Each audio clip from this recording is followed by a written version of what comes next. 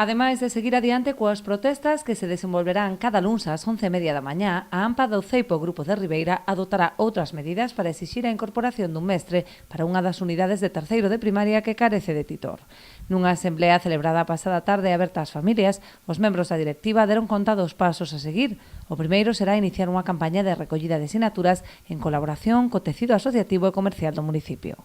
Nós non vamos a aceptar ningunha outra solución que non sea o nomeamento de un titor-titora, un sustituto, un novo mestre de primaria para o colexio, e vamos a seguir coas medidas de protestas, que son basicamente as concentracións dos luns ás 11:30, a recollida de sinaturas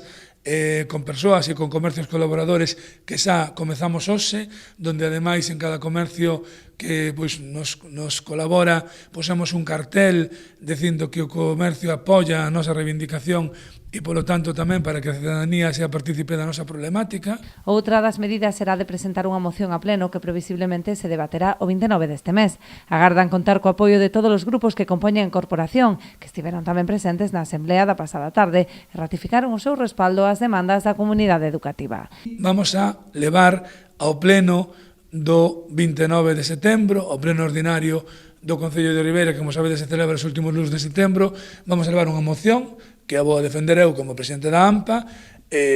para que recabar o apoio unánime da corporación e que o pleno a Corporación de Ribeira lle reclame a Consellería de Educación, xa directamente ao conselleiro, a Román, que nos nomea ese titor. Sabedes que desde o primeiro día mandamos un escrito, hoxe tamén todos os pais de terceiro B mandaron un escrito ca súa sinatura á Consellería, un escrito registrado, e nós mandamos un escrito á Xefatura Territorial e a Inspección, e nin o señor Indalecio, nin a señora Carmen Cibadevila, a inspectora, se puso en contacto con nós. A este respecto, dende a AMPA solicitarán tamén amparo á Valedora do Pobo ante a falla de resposta da Administración.